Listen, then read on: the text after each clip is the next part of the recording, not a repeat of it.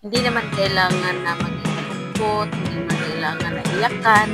So it's just a problem. Problema lang siya. I never really know what's going on. Look at me sometimes like all you want to do is run. Hear me out, hear me out. If all the things you never show. So hello mga Jai! Welcome back na po sa akong YouTube channel. Ako na po ni si Madeline Archaga, ang inyong higala. So guys, for today's video ay wala po tayong nagawang video at kailangan na po ng video dahil magpe-premiere na po ako bukas. Kaya gumawa na lang ako ng ganitong klaseng video at inyong pagpasensyahan.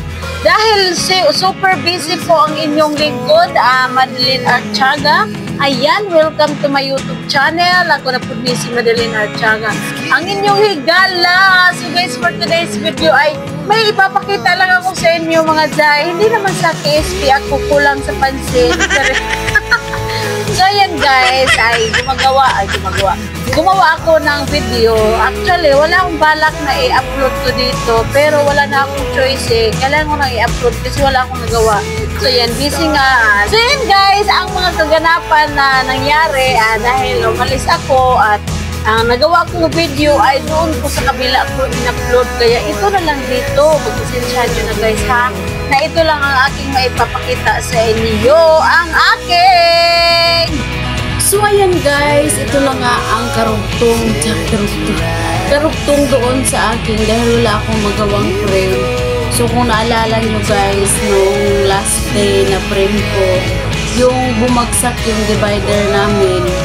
Yung divider pala namin guys is parang connection siya sa yung kapag tawag doon.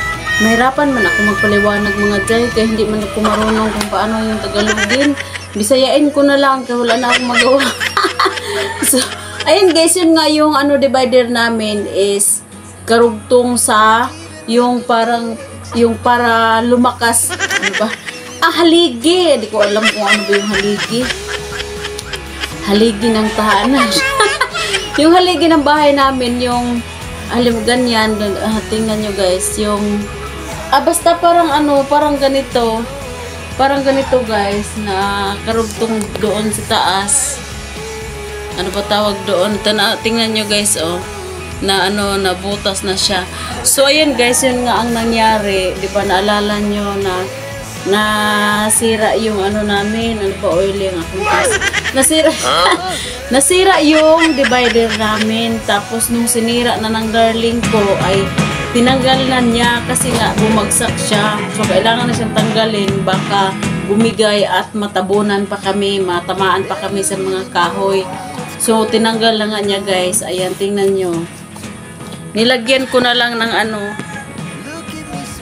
ayan guys, nilagyan ko, ayan, nilagyan ko na lang ng tela, ayan, Christmas tree. So ayan guys, na lang yan. So ayan guys, nilagyan ko na lang siya ng tela, ayan, tela, para hindi siya pangitignan. At yung yung para may malagyan pa kami, ay nilagay niya ulit yung isang andana. So mahirap man mag-explain. So guys, ang nangyari is yung lakas ng namin diyan ay ano ba i-explain oy? Basta ay humina yung kapit ng aming bubong kasi nga tinanggal ng asawa ko yung kahoy diyan. Yung kahoy diyan guys, yun yung kinuha na ng lakas ng bubong na yan diyan. Yan diyan, yung lakas nun. Tapos kinuha na niya, so wala na yung lakas. Sabi ng darling ko, baka bibigay daw yan kapag may kunting lindol. Sana hindi lumindol guys, kasi naanuhan na siya ng anay. Kaya pala ayun guys, may mga anay na. Tsaka ito hindi na matanggal kasi dumikit na sa anay ito. Tsaka ayan guys, mga sira-sira na yan, mga anay. Kaya siya bumagsak dahil kinain ng anay. Ayan Kaya wala na siyang lakas, kaya siya bumigay. Yun ang dahilan kung bakit bumigay yung divider namin kasi nga may anay yan. Natanggal na naman yung kahoy dyan. May kahoy yan dyan guys. So natanggal. Kaya kaya wala ng lakas. Tapos dito, ayan guys, nilagyan na ng yero ng darling ko. Tapos may parang tarpaulin kasi natanggal yung, tapos tingnan mo yung upuan guys. Yung upuan na kahoy namin, nilagay na niya dyan sa taas para kakapit, para may makapitan. Wala nang lakas yung guys, yung sa taas namin. Tapos nag-upisa na siyang bumigay, ayan bumigay na siya mga jay. Yan, bumigay siya guys. Nung bumigay ang divider, karugtong yung mga kahoy na yan. Kasi naalog siya, naalog. Kaya dahan-dahan siyang bumigay, isa-isang bumigay yung mga kahoy guys. Yun nga ang sabi ko na kapag inayos, halimbawa dito, butas. Kapag inayos mong isang yero, lahat siya nasisira kasi nga dugtong-dugtong yan. Yung divider lang namin yung na bumigay. Yung mga kahoy na yan dyan kasi naalog. Kaya isa-isa siyang nawala ng lakas. Yun nga guys, so na problema na naman yung darling ko. Hindi lang naman siya ang problema, pati din ako. Kasi kunting sana nga magdasal na lang tayo na hindi lilindol. Kasi kapag lumindol daw, wala, kunting lindol lang, bibigay yung bubong namin. Kasi nga yung divider pala namin guys, isa yun sa pinagkukunan ng lakas ng mga kahoy dyan. Hindi ko alam paano ba explain. Basta may dalawang kahoy na nakalagay ng ganon, na yun yung pinagkukunan ng lakas ng kabilang bubong namin. So nung bumagsak ang divider, nawalan na ng lakas yung kabilang side ng bahay namin. So dahil tinanggal ng asawa ko kasi hindi naman pwedeng hindi tanggalin kasi nga baka bumagsak at matamaan pa kami. So sabi ng asawa ko kapag humindol baka bibigay na yung bubong namin mga jay kasi unti-unti na siyang bumagsak, mga jay. So sana hindi, dahil siguro sa laging umuulan din, ilang buwan na umuulan kaya naging ganito yung bahay namin.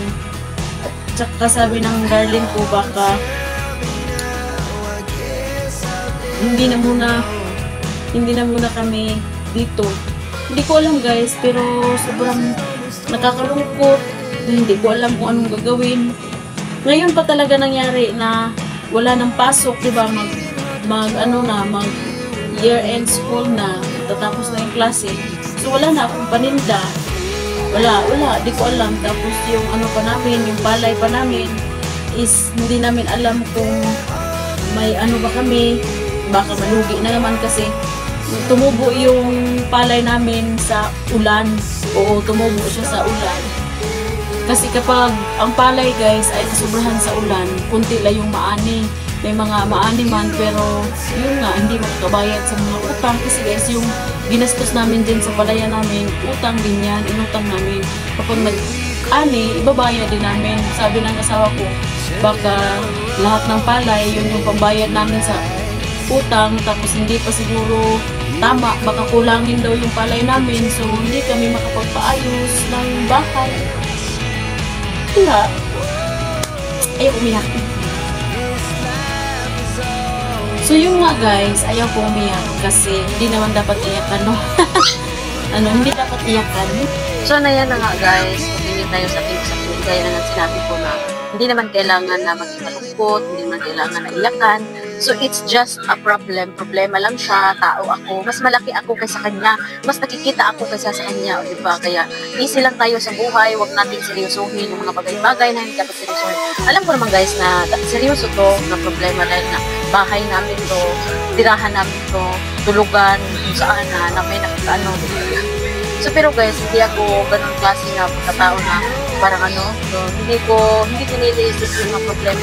Basta nakakain lang ako 3 beses ang araw, okay na ako mga jay. So ayan nga, pasensya na kayo kung parang wala namang video ko, walang kwenta, di ba? Walang kwenta dahil nga guys, hindi ako nakagawa ng mga videos, hindi ko mga nakaraang araw dahil po sa, kung naalala nyo, hindi ako nakapag-live kasi umalis ako. Tapos next na live ko, silent LS lang ako dahil I'm not feeling well. Nilagnat ako guys. Galing kami sa outing, nilagnat ako. Tapos kinabukasan po ay nag-bleeding.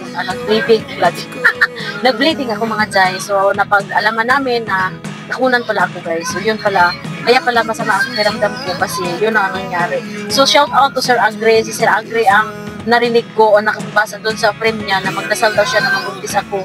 Parang that time, Sir Agre, may laman na yung tiyan ko. Oo. Hindi ko lang napansin dahil nga sa kabisingan, pagtitinda ko, parang binabaliwala ko ng mga Jai yung katawan ko kasi nga, ayaw ko na umasa dati.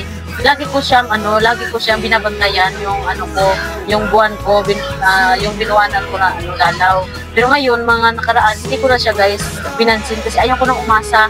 Hindi na ako umasa na magbuntis ako ulit. Pero, nabuntis pala ako guys. So, sad to say, kasi nga hindi ko pinansin at hindi ko napansin dahil ayaw ko pansinin.